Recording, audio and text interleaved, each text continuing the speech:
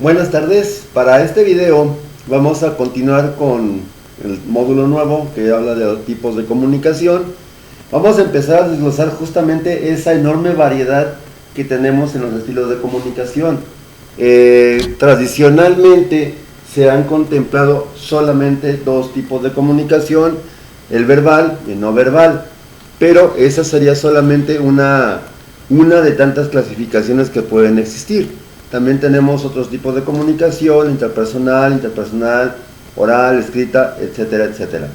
En este momento vamos a empezar justamente a analizar el primero de estos tipos, que tiene que ver con la comunicación intrapersonal. En ese sentido, en la comunicación intrapersonal, esta por definición va a ser aquella que ocurre de mí mismo hacia mí mismo, o sea, de mí para mí. Esa es la comunicación intrapersonal. Pudiera pensarse entonces que esta no es una comunicación, porque justamente un elemento clave para hablar de comunicación es que existan mínimo dos personas. Sin embargo, sí se necesita que se considere un poco sobre esta modalidad de comunicación, porque es la que va a permitir justamente que el sujeto, la persona, el comunicante, el emisor, pues se comunique con otras personas, partiendo primero que nada de una buena comunicación a nivel intrapersonal. Esta comunicación intrapersonal, intrapersonal. Esta comunicación tiene como bases justamente la primera condición es un adecuado nivel de autoconocimiento. De acuerdo a esto, autoconocimiento, que es un concepto psicológico, podemos decir que el autoconocimiento se refiere a justamente esa conciencia refleja o reflexiva que va a ocurrir en una persona donde es a la vez actor y espectador de su propia conducta. Es decir, en este caso, el autoconocimiento tiene que ver justamente con qué tanto me conozco a mí mismo, porque soy yo mismo quien está actuando mi propio rol o mi propia personalidad. Eso es el autoconocimiento. Finalmente, el autoconocimiento va a ser también un elemento muy importante dentro de lo que se considera la salud mental de un sujeto.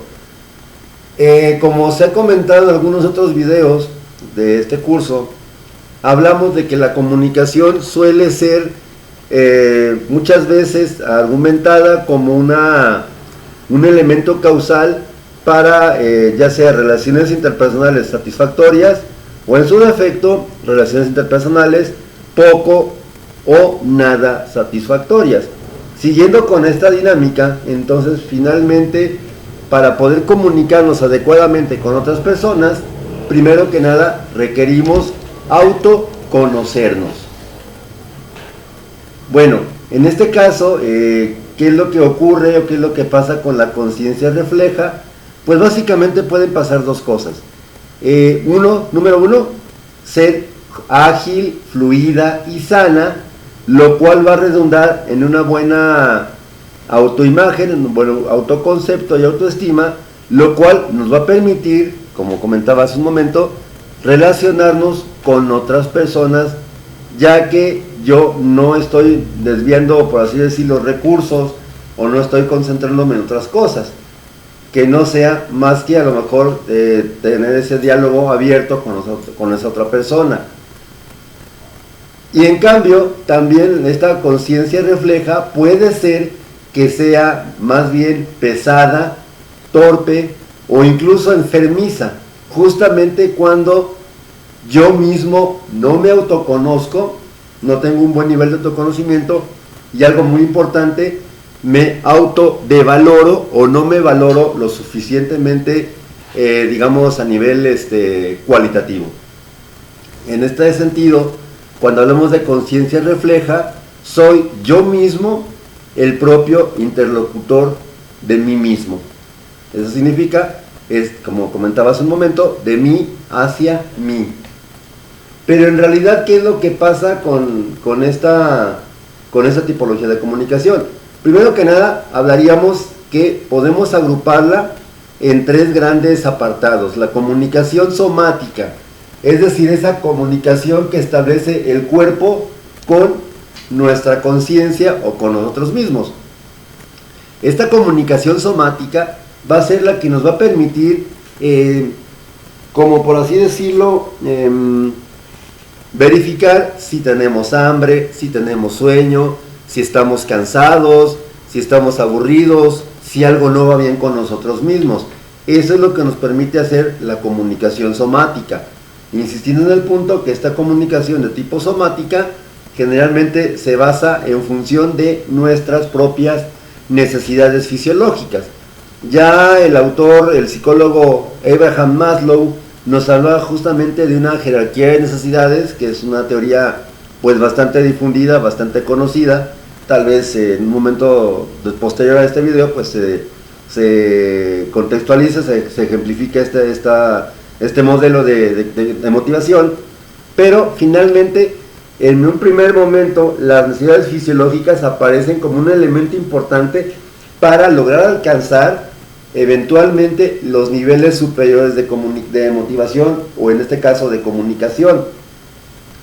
Si tengo hambre, si tengo sueño, si estoy cansado, si tengo sed, lógicamente no voy a poder justamente, por así decirlo, iniciar una conducta para satisfacer esas necesidades.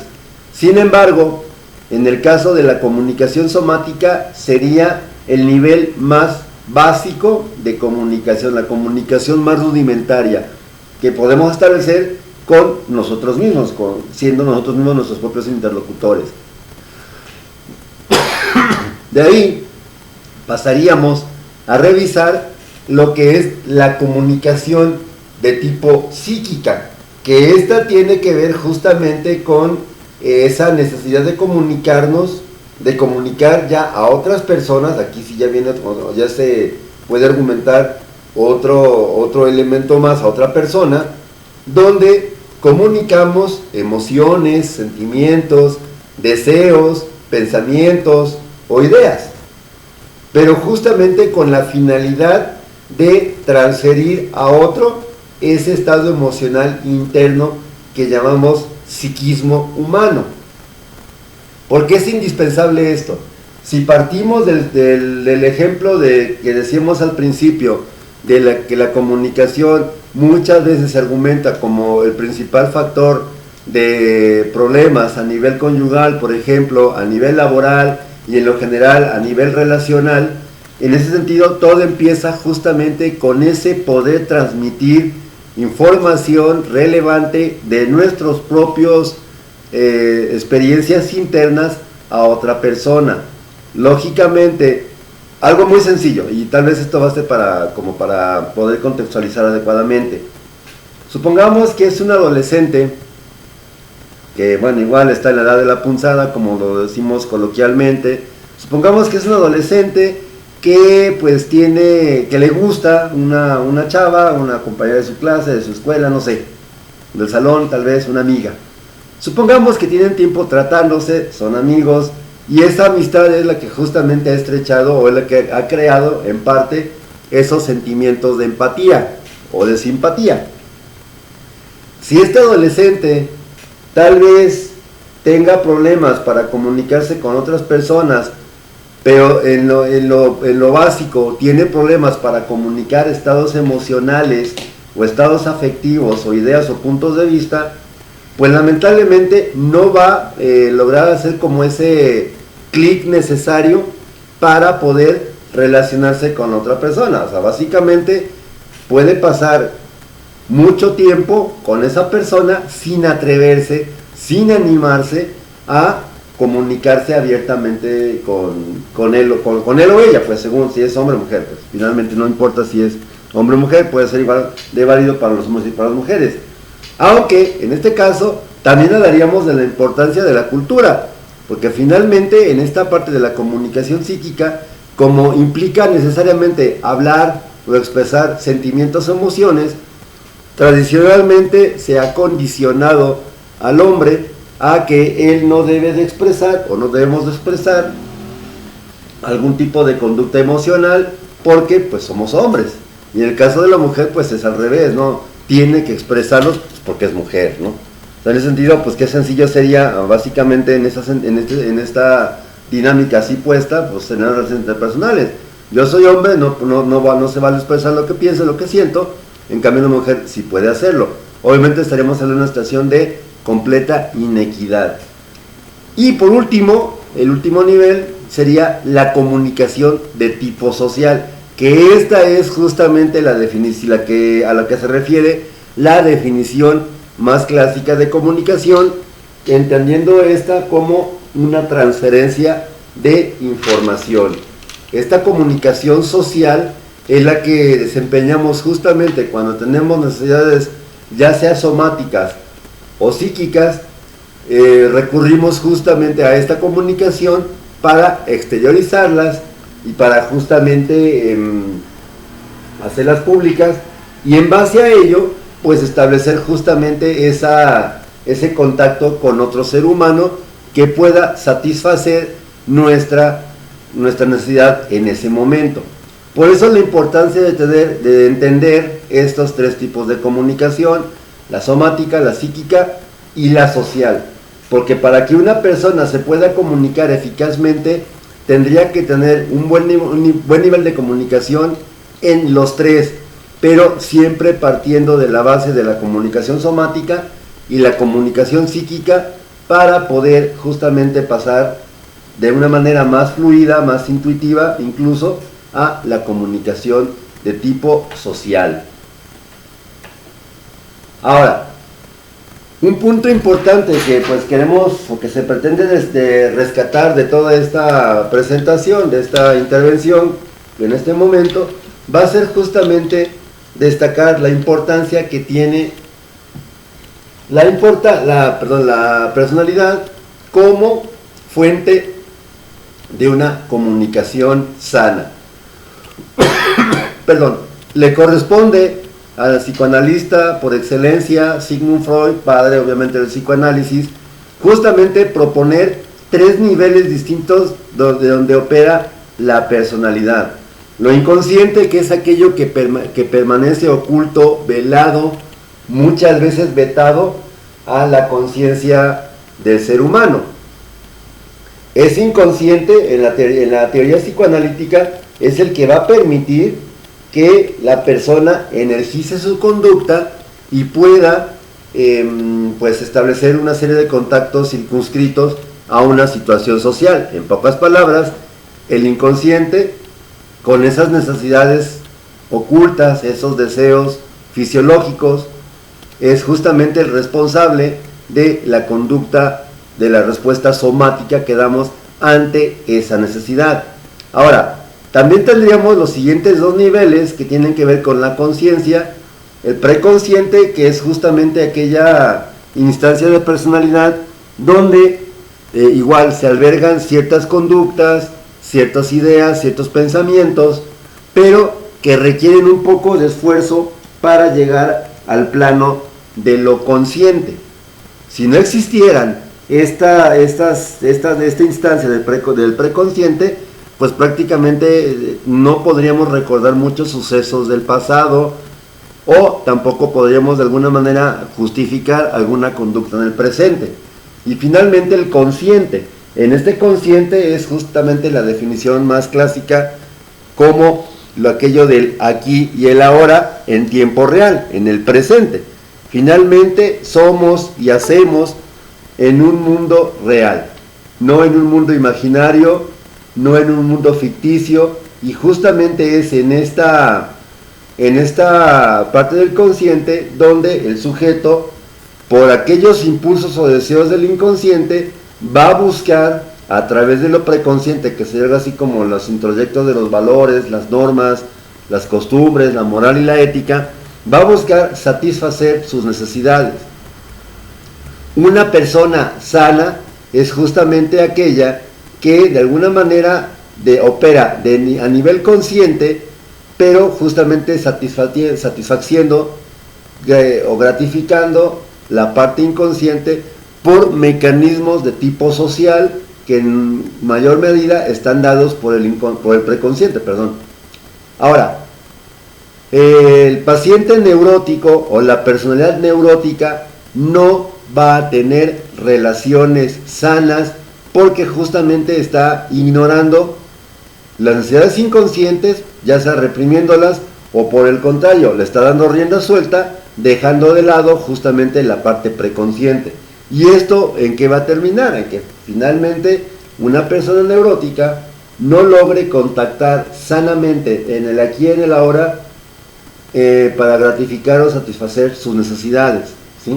Por eso es que una persona neurótica suele no tener relaciones interpersonales sanas, y hablando de relaciones interpersonales sanas nos referimos justamente a noviazgo, matrimonio, relaciones de familia, padre con hijo, hijos con padres, etcétera. Porque justamente su principal carencia es ese diálogo, ese poder expresarse a nivel racional, a nivel consciente. Pero bueno, también tendríamos que decir algo muy importante. Estos datos que estamos revisando anteriormente, pues de alguna manera lo podemos constatar, ese énfasis en el autoconocimiento, ese énfasis, por ejemplo, en lo que es la conciencia reflexiva, pues de alguna manera ya es historia, de alguna manera se ha abordado por muchos pensadores, siendo el más importante Sócrates con su famosa frase Notis auton, que significa conócete a ti mismo.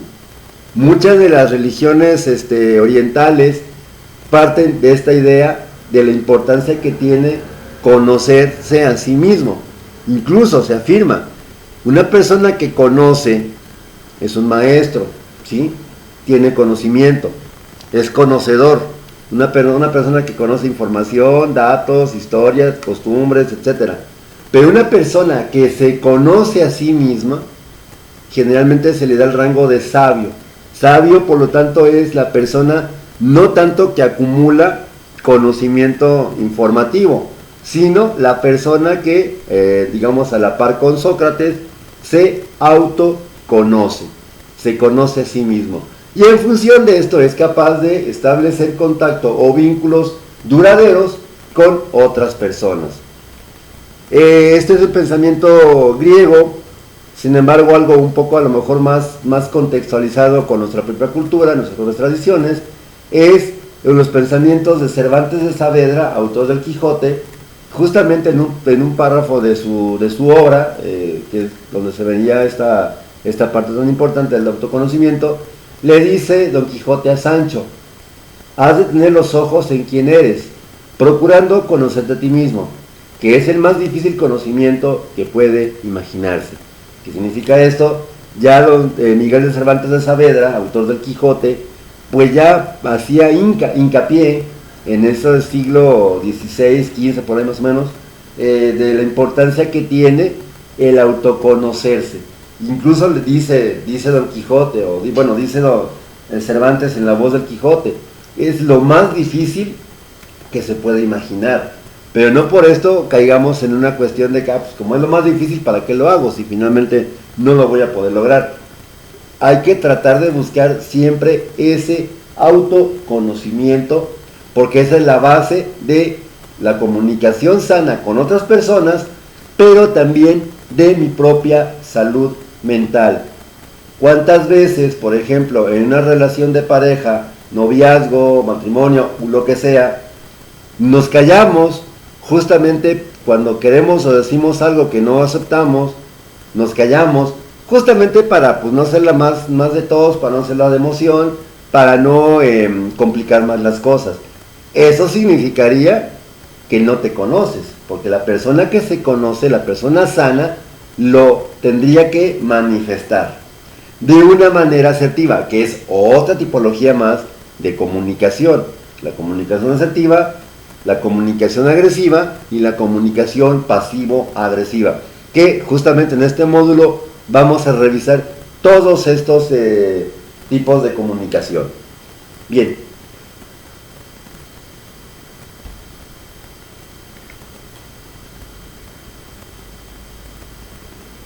Un proceso importante que ocurre a nivel psicológico y que influye mucho en el desarrollo de una personalidad sana y madura, va a ser del autoconocimiento, o sea, de conocerme a mí mismo, voy a crear una sana autoimagen. Para poder ejemplificar esto, sería algo muy sencillo. En las mañanas, cuando nos levantamos, no estamos ni peinados, ni rasurados, en el caso de los hombres, en el caso de las damas, no están maquilladas, no están peinadas, no están en el término subjetivo bonitas o guapos en el caso de los hombres. Digo, los hombres nos maquillamos, pero bueno. Pensemos, lo primero que yo veo cuando me miro en el espejo, obviamente va a ser mi reflejo. ¿Qué tanto me gusta lo que veo? Y algo más todavía, algo más, así que un poco más profundo. Digo, ahorita a lo mejor decíamos, bueno, pues ok, pues a lo mejor me cambio de baño ya, o me rasuro, me pongo maquillaje, etcétera. Más bien sería lo siguiente: observémonos en el espejo completamente desnudos. ¿Qué sentimos? ¿Qué pensamos cuando nos vemos? ¿Nos aceptamos el peso, la talla, de repente la estatura, tal vez alguna malformación? En el caso de las damas, el tamaño de los senos. En el caso de los caballeros, el tamaño del miembro viril, sobre todo por aquel mito de que el tamaño importa, ¿sí? Entonces, ¿qué es lo que pasa cuando nos vemos desnudos en el espejo? ¿Nos gustamos? De alguna forma nos sentimos como contentos con este estuche que llamamos imagen corporal. Pues si es así, qué bueno, y felicidades, porque finalmente entonces tienes una buena autoimagen, porque finalmente eres capaz de autoconocerte y autovalorarte de manera positiva.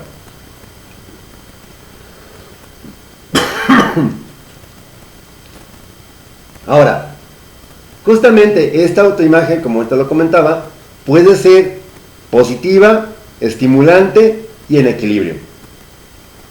Pero también puede ser negativa, deprimente y completamente desbalanceada.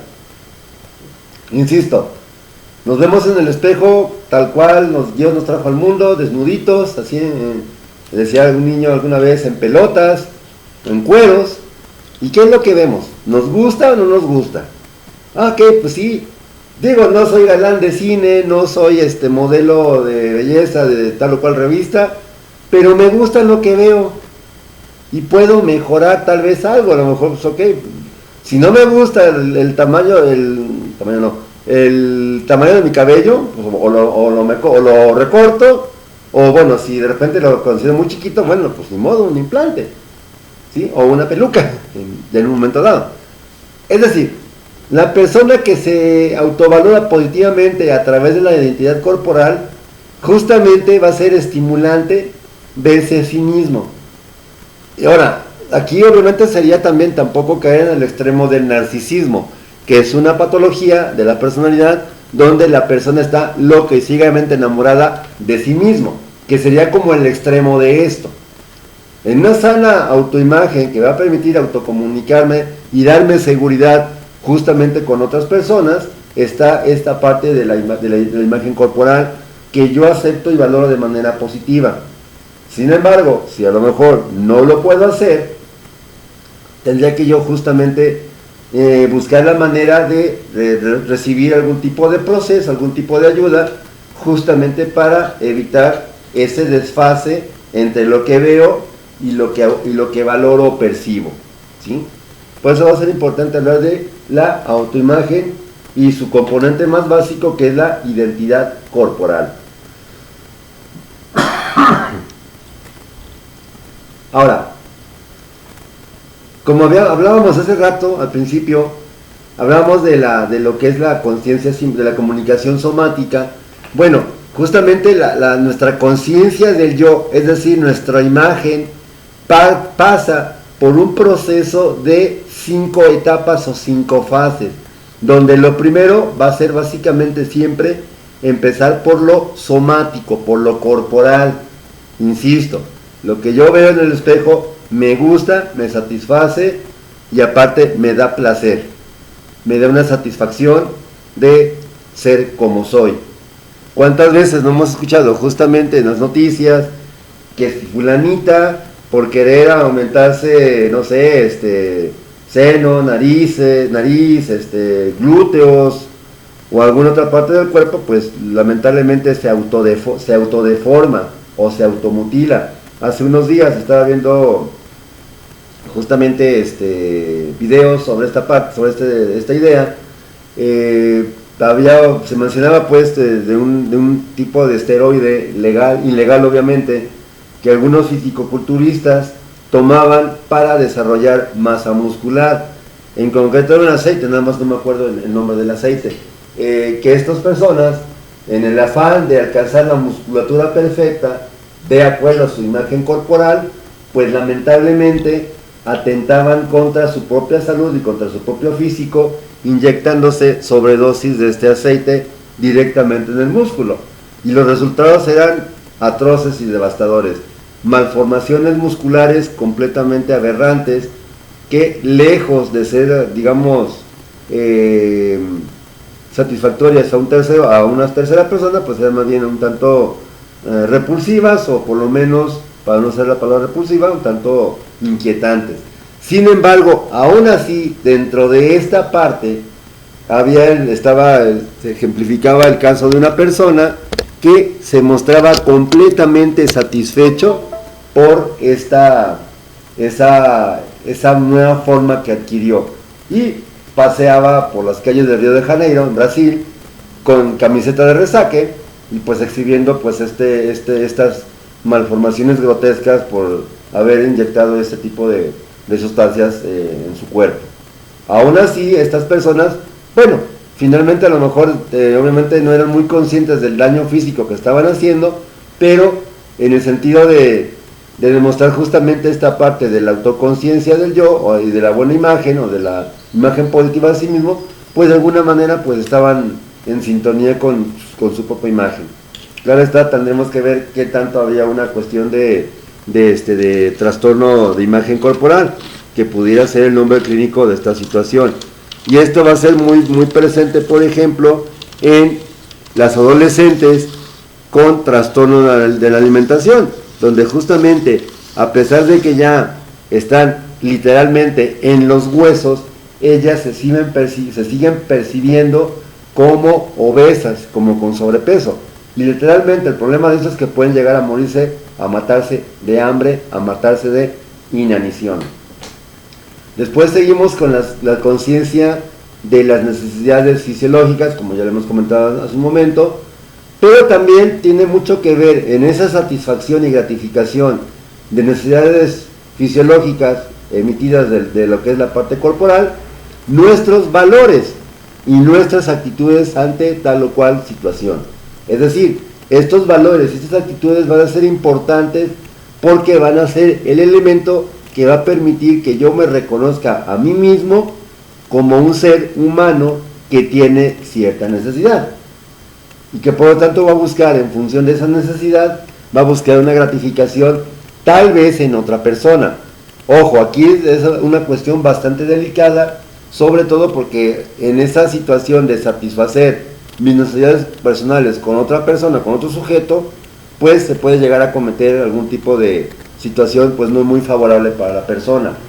En base a esto último, se pudiera pensar entonces que el asesino serial, o el violador, o el pedófilo, pues de alguna manera son personas que pues operan, casi son, y están bien porque finalmente se están pues están satisfaciéndose a sí mismos.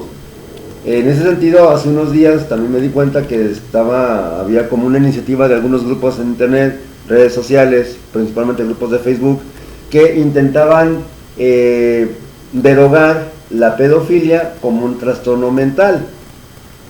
Ahora, obviamente, pues cuando hablamos de niños, pues obviamente es muy diferente hablar de una violación a un adulto, a una persona ya mayor de edad, ¿sí?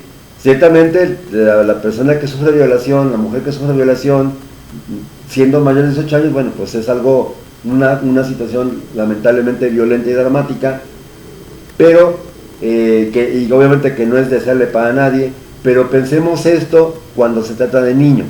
Ahí obviamente pues ya estoy transgrediendo normas justamente que tienen que ver con valores morales o actitudes ante la sociedad. Otra fase más van a ser los sentimientos y las emociones, tan importantes justamente para garantizar un buen nivel de comunicación con las personas, ¿sí? Y generalmente por último serían las ideas u opiniones. Para muchas personas tal vez manifestar una idea, un punto de vista, una opinión sea una tarea titánica porque no están acostumbrados a hacerlo.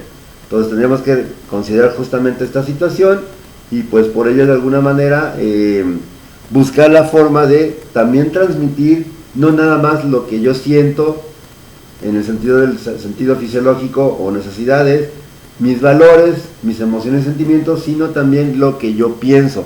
Irónicamente, lo más fácil para muchas personas sería hablar de una información así fría, sin ningún tipo de valor afectivo, que a lo mejor manifestar sentimientos u manifestar ideas u opiniones.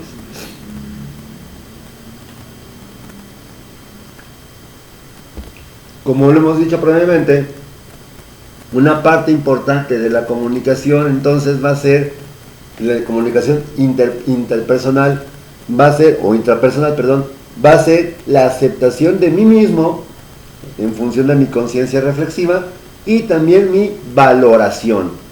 Por el simple hecho de que soy un ser humano y de que estoy vivo, pues de alguna manera voy a lograr una comunicación adecuada partiendo de mi autoconocimiento y de mi aceptación, ¿sí? Si no me conozco, no me puedo aceptar y por lo tanto no puedo aceptar a otra persona. Hay un dicho muy clásico, por ejemplo, nosotros que nos dedicamos justamente a lo que es el estudio de la conducta humana, en el caso de los psicólogos, donde se dice coloquialmente lo que te choca, te checa, porque finalmente es algo que tú no aceptas en otra persona, pero que tal vez tú lo tengas. Y esto está en la base justamente de lo que es por ejemplo, homofobia.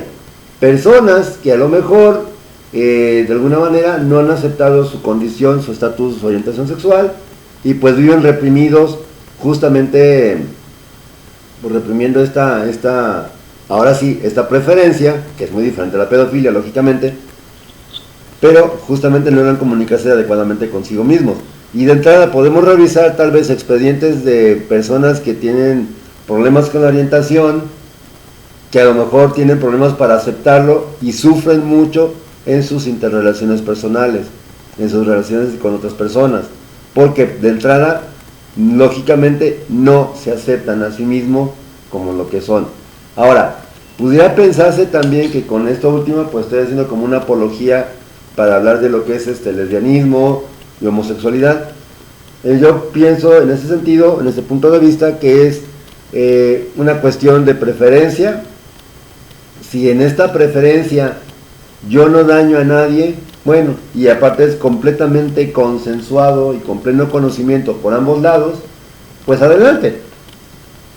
Pero si de entrada a lo mejor quiero forzar a alguien a que me acepte o que me quiera o que me ame por cómo soy, es lo que a lo mejor ya no es tan saludable. Y requeriría obviamente un abordaje terapéutico. Por último, para terminar esta intervención, que es donde hablamos justamente de la importancia de la comunicación intrapersonal, 3 hábitos para autoaceptarnos. Número 1, aceptar mi yo físico. Este cuerpo, gordo, flaco, alto, bajito, con mucho pelo, con poco pelo o sin pelo, finalmente es parte de mí mismo. Es el estuche, es por así decirlo, la funda donde voy a pasar el resto de mi vida. ¿Cuánto tiempo? Pues el que sea necesario, ¿sí? Ahora, justamente en ese sentido, para aceptarnos tendremos que aceptar también nuestro yo físico y vivir de lo que ya está en mí, no buscar aquello que no está en mí, que puede estar en otra persona, pero va a ser muy importante esta situación. Otro hábito para poder aceptarnos es estar en contacto con nuestros sentimientos y de entrada no negarlos o descalificarlos. Algo muy importante que también tiene que ver con la salud mental, no nada más con la comunicación, es perdonarme y reconciliarme. Antes de entablar relación con otra persona, debo justamente ser capaz de perdonar mis propios errores y reconciliarme con quien yo soy. Pensemos en ese sentido, en este momento, ¿qué pasaría o qué diría nuestro niño, o sea, nuestro yo niño, el Panchito, no sé, tal vez la Juanita, Sarita, qué dirían de nosotros mismos? ¿Qué dirían ellos de nosotros mismos? ¿Nos recriminarían? ¿Nos pelearían? ¿Nos sacarían la lengua? ¿Nos harían algún tipo de conducta obviamente infantil para mostrarnos desagrado? ¿O nos abrazarían afectuosamente? Esta parte, es muy importante justamente de ver o de considerar. ¿Qué pensaría mi niño, mi yo niño, de mí mismo? ¿Estaría orgulloso de mí? ¿Me diría, sabes qué, Panchito, Pancho, la estás regando, pero grueso, ¿sí? Bien cañón, ¿sí? Tendríamos que ver esa parte. Tal vez sería, como comenta, hacer algún tipo de ejercicio justamente por detenernos un poquito a pensar en esto, ¿no? ¿Qué diría mi versión joven, mi versión niña, infantil, de mí? ¿Sí? Ahora, habrá cosas que tengo que perdonar, que ya quedaron, ahora sí, como dice la canción de José José, lo pasado, pasado. Habrá cosas que a lo mejor tengo que aprender a vivir con ellas y tengo que reconciliarnos.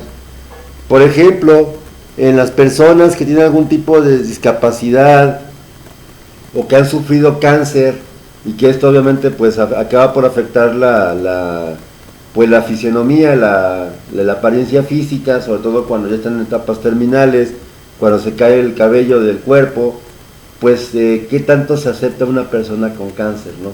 Qué tanto aprende a vivir con ese cáncer, con esa enfermedad, y de alguna manera pues disfrutar el poco o mucho tiempo que le quede, disfrutarlo en lugar de pasarse el tiempo maldiciéndose, culpando al destino, a la humanidad, a Dios, a no sé quién, de justamente su padecimiento.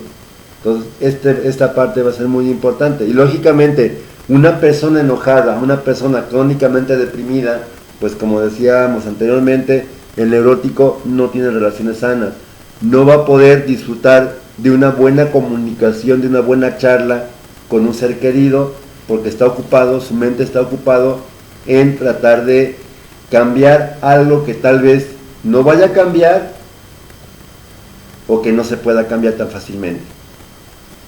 ¿Sí? De entrada, justamente esta es la importancia que tiene la intervención tanatológica justamente en este tipo de enfermedades terminales o en aquellos padecimientos que a lo mejor se haya tenido que implementar algún tipo de método terapéutico para salvar la vida de la persona, pero que deja profundas heridas físicas. Ciertamente esas heridas físicas pues también se deben de aceptar y pues también reconciliarme y aprender a vivir con ellas. También igual hace algunos días atrás me veía un video de una muchacha, una mujer joven que había sufrido quemaduras de tercer grado en la cara, en el rostro, pues lógicamente pues había sobrevivido milagrosamente tras varias cirugías. Pues se veía básicamente que esta muchacha pues no le daba vergüenza exponerse por cómo era, ¿sí? Cuando muchas personas si algunas personas de repente con algún granito, alguna verruguita, no sé, algún problema visual incluso, les da miedo, les da pena mostrarse. Ahora esta persona pues lógicamente tenía un rostro completamente marcado profundamente por sus heridas físicas, ¿sí?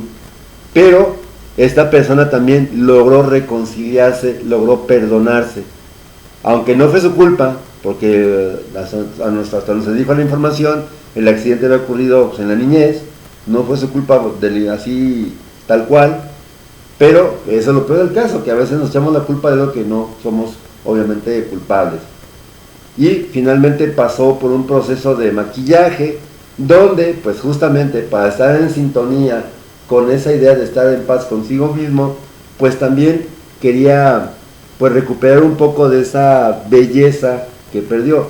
Lamentablemente la belleza en nuestros días está sobrevalorada, pero sigue siendo un buen indicador de salud mental el hecho de que yo sea capaz de perdonar o de reconciliarme con lo que soy y cómo estoy. Bien, pues básicamente sería la primera intervención de este módulo.